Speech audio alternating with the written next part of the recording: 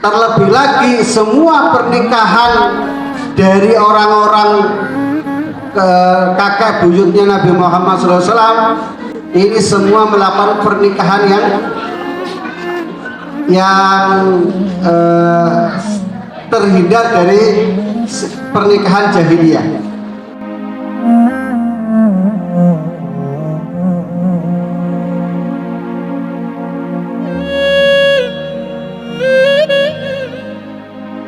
Para hadirin seluruhnya, mari kita bersyukur pada Allah Subhanahu wa taala pada kesempatan siang hari ini kita bisa menghadiri salah satu program yang dibikin oleh SDIT Nurul Rumah, yaitu belajar bersama orang tua. Harapannya kegiatan BBO ini adalah mengikut sertakan para wali murid, para orang tua untuk bisa ikut mendidik putra putrinya. Selanjutnya juga sholawat serta salam semoga tetap tercurah pada Nabi kita Muhammad Shallallahu Alaihi Wasallam beserta seluruh keluarganya, para sahabatnya, serta seluruh umatnya hingga akhir zaman. Para bapak-bapak, ibu-ibu semuanya,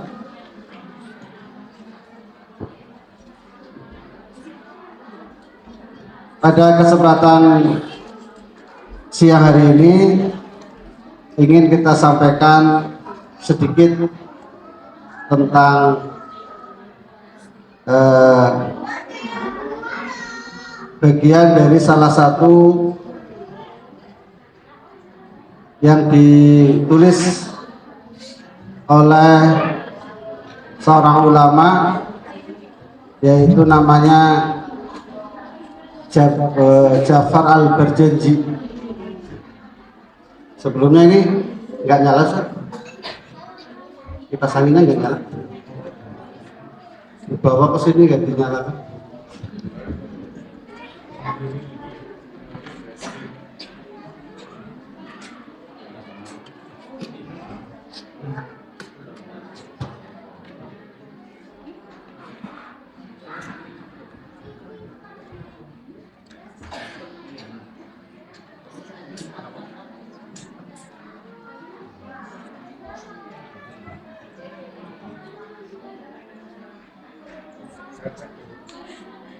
Nah, di atas nyala nggak?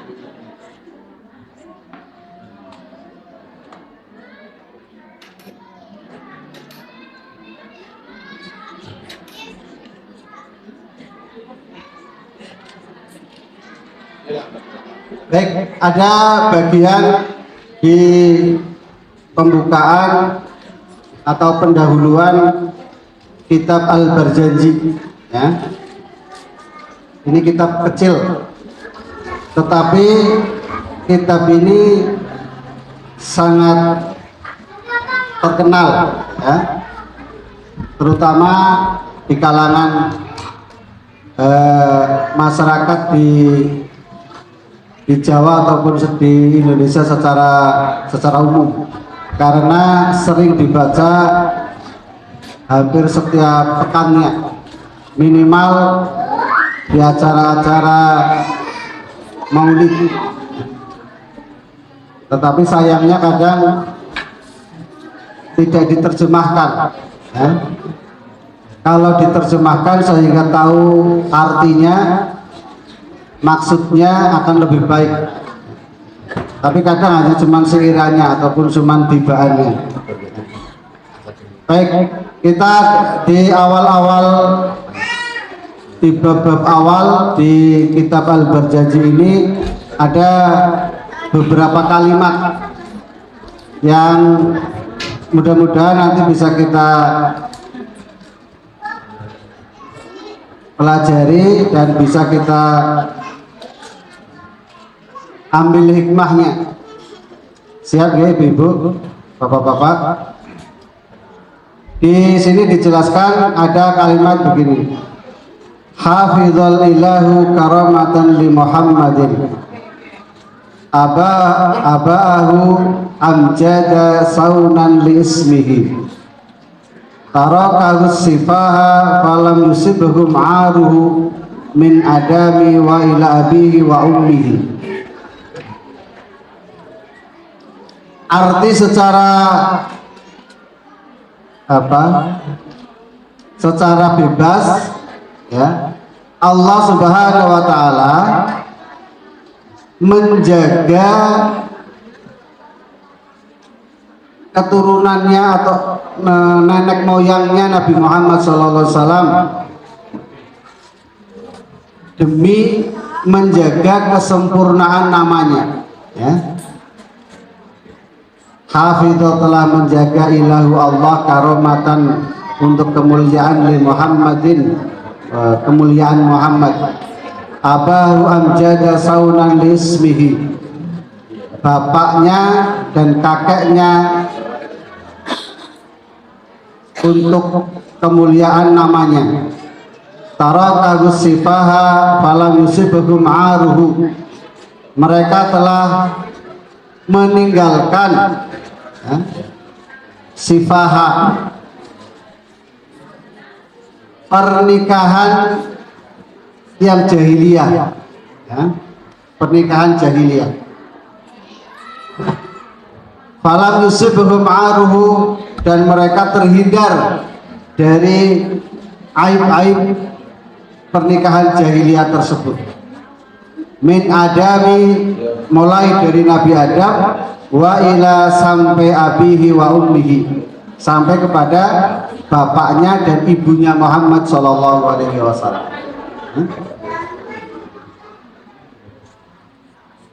Para bapak ibu, jadi Allah Subhanahu wa taala menciptakan ataupun merencanakan lahirnya Nabi Muhammad SAW ini sebelum Allah Subhanahu wa taala menciptakan Adam, bahkan sebelum Allah Subhanahu wa taala menciptakan alam raya ini, ya. Jadi Nur Muhammad ini sudah diciptakan oleh Allah Subhanahu wa taala 50.000 tahun sebelum Allah Subhanahu wa taala menciptakan jagat raya ini. Terus Nur Muhammad SAW ini ditempelkan atau di apa? Nur itu bukan ruh, ya. Nur Muhammad ini ditempelkan kepada Nabi Muhammad SAW dari mulai Nabi Adam. Nanti setelah Nabi Adam mau meninggal, nur ini dicabut, terus nanti Allah turunkan Nabi setelah Nabi Adam, misal Nabi Ais, ya. Nanti Nur Muhammad itu diikut sertakan ke Nabi Ais. Terus Nabi Ais meninggal, nanti Nabi Idris, Nur Muhammad itu pun diikut sertakan ke Nabi Idris, begitu seterusnya sampai Nabi yang terakhir, ya, yaitu sebelum Nabi Muhammad SAW, Nabi Isa. Setelah Nabi Isa meninggal, nur itu diangkat oleh Allah Subhanahu wa taala, terus nanti baru ruh daripada Nabi Muhammad SAW diberikan ataupun disemayamkan kepada orang-orang atau yang akan menjadi bapaknya Nabi Muhammad SAW, ya. Baik para bapak ibu semuanya, kita sedikit pelajari, ya, siapa sih, ya, bapak ataupun kedua orang tua dari Nabi Muhammad SAW, ya. Jadi sedikit kita sampaikan, nanti mudah-mudahan nanti bisa para bapak ibu bisa nanti disampaikan pula kepada putra putrinya. Rasulullah SAW punya bapak namanya Abdullah. Abdullah ini punya bapak namanya Abdul Muthalib. Abdul Muthalib ini punya bapak namanya Hashim. Hashim punya bapak namanya Abdul Manaf. Nabi Muhammad punya bapak namanya Abdullah. Nanti kita sedikit ceritakan siapa itu bapak-bapaknya atau kakek nenek moyangnya Muhammad SAW, ya, nenek buyutnya, kakek buyutnya Muhammad SAW. Nabi Muhammad punya bapak namanya Abdullah. Abdullah punya bapak namanya Abdul Muthalib. Abdul Muthalib punya bapak namanya Hashim. Hashim ini adalah anaknya dari Abdul Manaf. Abdul Manaf ini adalah dari Murrah, ya.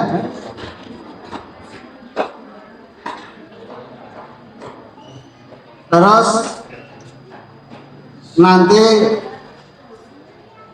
dari terus sampai Murrah itu nanti kalau di ini sampai Nabi Isa, sampai Nabi Ismail, ya. Abdullah ini adalah anak Abdul Manaf yang paling bagus, ya. Abdullah ini anak dari Abdul Muthalib yang paling bagus. Jadi Abdul Muthalib itu punya anak laki-laki sampai 9, ya. Saking bersyukurnya dia sampai bernazar, kalau nanti saya punya anak satu lagi dan laki-laki lagi, nanti saya akan korbankan untuk Tuhan mereka, ya, mau disembelih. Tapi begitu lahir dikasih namanya Abdullah. Sebenarnya nama Abdullah ini pun nama asing, ya, tahu-tahunya dikasih nama Abdullah, ya. Jarang yang punya nama Abdullah. Nah, tapi begitu lahir Abdullah, ternyata Abdullah ini perangannya sangat bagus, ya. Dari sisi fisik dia sangat bagus, sangat tampan. Dari sisi sifat baik semua, ya. Perangai, adab, ya. Jadi orang-orang yang di sekitar di Mekah pada saat itu sangat sayang kalau Abdullah ini disembelih, ya. Maka Abdullah dan Ismail ini digelari oleh para ulama itu dua manusia yang gagal disembelih, ya. Keturunan dari Nabi Ibrahim yang gagal disembelih. Yang pertama adalah Ismail mau disembelih gagal, diganti dengan domba. Terus Abdullah ini mau sembelih untuk dikorbankan sebagai bentuk rasa syukur dari Abdul Muthalib. Tapi juga gagal karena perangnya sangat bagus tadi. Diganti dengan 1000 ekor onta. Lalu Abdullah ini punya bapak tadi Abdul Muthalib. Abdul Muthalib ini adalah anak dari Hashim, ya. Jadi Hashim ini orang yang sangat dermawan, menjadi pemimpin Mekah pada saat itu yang berkuasa. Bagiannya Hashim ini adalah dia nanggung minum dan makannya orang-orang yang naik haji, ya. Jadi naik haji itu mulai dari zamannya Nabi Ibrahim sampai sekarang, ya. Jadi haji itu bukan sekarang saja dilakukan. Orang-orang mulai dari zamannya Nabi Ibrahim, Nabi Ismail itu sudah, orang-orang Arab itu sudah terbiasa menunaikan ibadah haji. Walaupun nanti ada beberapa yang disempurnakan dengan syariatnya Nabi Muhammad SAW. Orang-orang yang haji setiap tahun ini ditanggung makan dan minumnya oleh Hasyim. Hasyim dia yang membuka perjalanan dagang 2 kali dalam setahun, satu musim dingin dan satu musim panas. Kalau dulu orang-orang berdagang itu, orang-orang Quraisy, orang-orang Mekah pada saat itu berdagangnya setahun hanya sekali. Tapi ini dibuka, melakukan perjalanan dagang setahun 2 kali, sehingga keuntungan orang-orang Mekah pada saat itu bertambah 2 kali lipat. Nah, saat dia sedang melakukan perjalanan, dia mampir istirahat di kota Yasrib, kalau yang sekarang dikenal dengan nama Madinah. Di sana Hasyim ini dia menikahi anak dari orang yang sangat terpandang, namanya Aminah. Bukan Aminah, tapi salah satu anak dari suku yang sangat terpandang di Madinah. Terus setelah bermukim beberapa saat, dia melanjutkan perjalanan, meninggalkan istrinya yang sedang dalam keadaan hamil. Terus istrinya lahirlah dikasih namanya Syaiban. Kenapa Syaiban? Karena lahir itu rambutnya sudah putih. Begitu lahir anaknya putih sehingga dikasih nama Syaiban, karena sudah beruban. Nah, Hasyim pulang ke Madinah, beberapa tahun kemudian meninggal. Kedudukannya digantikan oleh adiknya yaitu Muthalib. Nah, tahu bahwasanya Hasyim punya anak di Madinah, Muthalib ini menjemput keponakannya di Madinah. Lalu dibawalah ke Mekah, diboncengkan satu onta.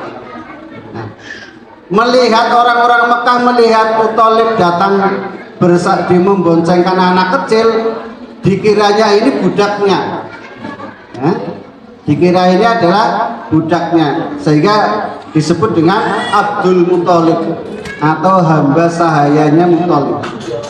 Nah, maka dia sampai dia meninggal terkenal dengan nama Abdul Muthalib.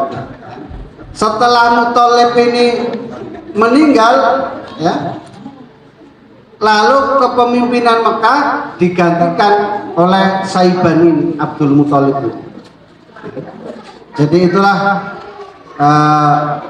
anak dari atau orang-orang dari orang-orang dari nenek moyangnya Nabi Muhammad SAW, yang mereka ini adalah orang-orang yang terpandang.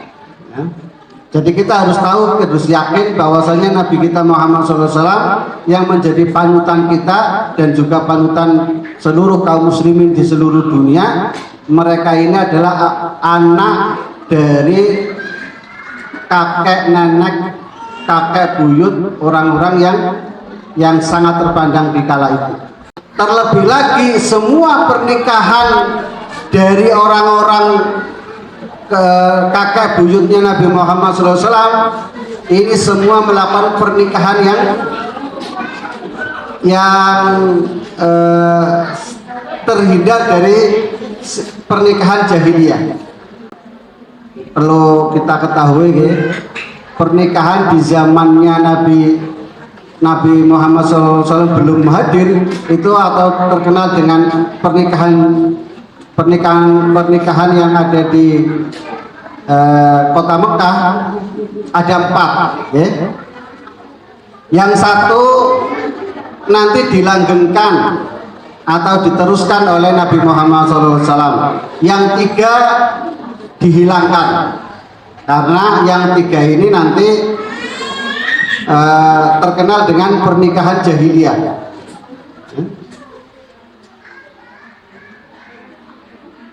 Yang pertama,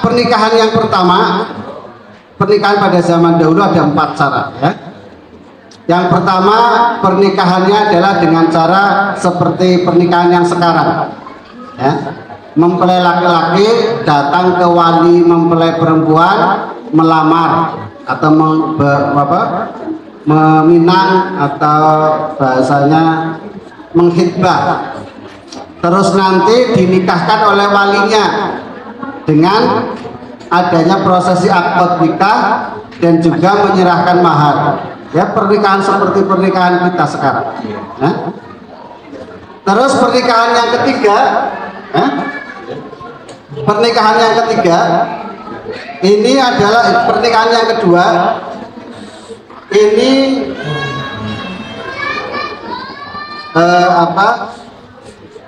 nanti seorang laki-laki atau beberapa orang laki-laki bisa berhubungan, atau seorang perempuan bisa berhubungan dengan beberapa orang laki-laki. Terus nanti setelah lahir, ya, wanita ini lahir, dia memanggil, gitu ya, memanggil dukun yang ahli dalam hal menerka ataupun mengira-ngira ini anaknya siapa, ya. Lalu dukun itu nanti mengatakan laki-laki yang tadi yang menggauli satu perempuan itu dikumpulkan, terus nanti dikasih dilihat gitu ya, sama dukun ini nanti ditentukan bahwasanya anak yang baru lahir ini adalah anaknya si fulan. Nanti si fulan ini tidak boleh menolak, ya. Terus juga ada lagi pernikahan perempuan itu nanti kalau ingin punya keturunan menancapkan bendera di depan rumah, ya. Terus nanti laki-laki pada datang, ya. Jumlahnya tidak boleh lebih dari 10. Terus nanti kalau anaknya lahir, yang datang ini juga dipanggil lagi, dicari siapa yang lebih mirip. Nah, ini pernikahan. Ada satu lagi tapi saya lupa, ya. Tapi ketiga-tiganya hal ini dihilangkan karena itu nanti akan menghancurkan nasab, ya. Nabi Muhammad SAW, bapak keturunannya tadi, nenek moyangnya ke atas sampai Nabi Adam, tidak pernah melakukan pernikahan dengan cara yang jahiliyah. Maka dan juga perangannya baik, gitu ya, bahwa keturunannya dari ke atas, gitu, perangannya baik. Jadi Bapak Ibu, apa yang kira-kira bisa kita ambil hikmah dari penjagaan Allah Subhanahu wa Ta'ala dari orang tuanya, ya? Orang tuanya, nenek buyutnya Nabi Muhammad SAW. Bahwasanya Allah Subhanahu wa Ta'ala untuk menyempurnakan Nabi Muhammad SAW, menyempurnakan nama baik Nabi Muhammad SAW, Allah takdirkan orang-orang bapak nenek moyangnya mereka terhindar dari pernikahan jahiliyah dan juga sifat-sifat yang jelek lainnya. Nah, maka kan nanti kalau misal gitu ya, keturunan kakek buyutnya Nabi Muhammad SAW, kalau mereka pernah melakukan pernikahan jahiliyah, ketika Nabi Muhammad SAW itu diangkat jadi Nabi dan Rasul, nanti ada kesempatan untuk orang mencelanya. Nah, Nabi Muhammad ini dulu kakek moyutnya juga dari anak yang tidak jelas, terus perangannya jelek, gitu ya. salah satu kebiasaan di kabilah-kabilah Arab itu adalah berperang. Ya. Suku Quraisy, yaitu sukunya Rasulullah SAW, berperang hanya 4 kali dalam sepanjang sejarah. Ya, itu namanya perang Fijar. Itu hanya terjadi 4 kali. Itu pun berperangnya hanya karena apa? Karena ada orang yang naik haji tapi dibunuh.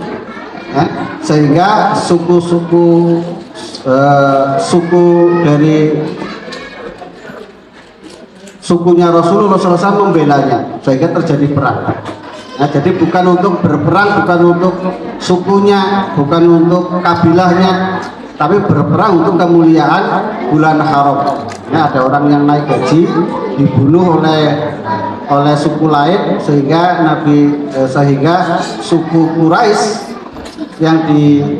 yaitu sukunya Rasulullah SAW membelanya. Sampai berperang itu pun tidak dilakukan kecuali hanya 4 kali dalam sejarah adanya suku Quraisy, gitu ya. Maka tidak ada celah untuk orang-orang musyrikin pada saat itu untuk mencela pribadi Rasulullah SAW dari sisi kelakuan yang jelek, dari kelakuan bapak ibunya ataupun dari keturunan-keturunannya ke atas, ya. Nah, maka kita selaku orang tua juga harus, ini yang bisa kita ambil hikmahnya para bapak ibu, ya. Kita harus meniru, ya, meniru penjagaan Allah Subhanahu wa Ta'ala untuk menjaga Nabi Muhammad SAW. Ya, kita kan semuanya jadi orang tua, ya, karena kita perkumpulannya ini adalah kumpulan wali murid. Berarti kan ada anak-anak kita yang sekolah di sekolah SDIT Nurul Umani. Ya. Mari kita lindungi anak-anak kita dari keburukan kita selaku orang tua. Ya. Dalam rangka apa? Dalam rangka untuk melindungi anak-anak kita dari masa depan anak-anak kita, dari rusaknya masa depan anak-anak kita. Kita nggak tahu anak-anak kita mau jadi apa, ya? Tetapi kita berharap anak-anak kita nanti akan menjadi anak-anak yang berbakti kepada orang tuanya, berbakti untuk masyarakatnya. Ya. Tapi misal begini, ada salah satu di antara anak-anak kita ingin jadi pemimpin kepala desa misal, ya, Allahumma amin, ya. Doakan anak-anak kita, ya, ada yang mau jadi daftar jadi kepala desa. Naudzubillah, orang tua dari anak yang mau daftar jadi kepala desa itu adalah seorang pemabok misal, ya, yang sehari-harinya hanya isinya mabuk terus. Nah, nanti jadi bahan celaan lawannya, atau jadi celaan masyarakat. Lah, itu mau jadi kepala desa, bapaknya saja tukang mabuk, gitu ya, kakeknya saja tukang judi misal. Jadi anggota dewan, daftar jadi anggota dewan, kena celah lagi. Wah, itu kan anak gak jelas, bapak ibunya itu gak jelas. Apalagi jadi ustadz, jadi pengajar, hanya ustadz ngasih nasihat begini-begini supaya rajin sholat, bapaknya nggak pernah sholat, malah kerjanya ke dukun misal. Nah, jadi kira-kira bisa difahami ini Bapak Ibu maksud dari hikmah yang bisa kita ambil dari pembukaan ataupun pendahuluan di kitab Al-Barjaji. Maka mari kita melindungi anak-anak kita ya, dari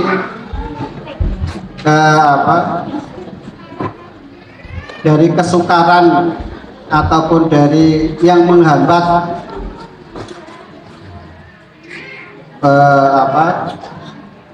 menghambat masa depan anak-anak kita. Dengan cara apa? Dengan cara kita berlaku sebaik mungkin jadi orang tua ya. Sifat-sifat yang jelek jangan kita semaksimal mungkin kita hindari ya. Minum, mabok, mencuri ataupun ya semuanya yang jelek-jelek lah kita hindarkan. Untuk apa? Dalam rangka untuk menjaga anak-anak kita di masa-masa yang akan datang. Bisa dipahami ya, Bapak Ibu ya. Mungkin itu yang bisa kita sampaikan pada kesempatan pagi menjelang siang hari ini. Mudah-mudahan pembacaan sedikit dari kitab Al-Barjanji ini bisa kita ambil hikmahnya dan kita bisa mengamalkan dalam kehidupan kita sehari-hari. Dan kita juga semakin kuat ataupun semakin senang, semakin cinta, semakin rindu dengan Rasulullah SAW. Sehingga jadi ini kan kita tahu bahwasanya Rasulullah SAW itu memang dari keturunan yang amat sangat baik ya. Itu kan ada itu di puji-pujian di waktu-waktu saya malah lupa gitu ya. Itu yang Nabi Muhammad berasal dari suku Quraisy, suku yang paling bagus gitu ya. Subhanakallahumma wa bihamdika asyhadu an la ilaha illa anta astaghfiruka wa atubu ilaik. Assalamualaikum warahmatullahi wabarakatuh.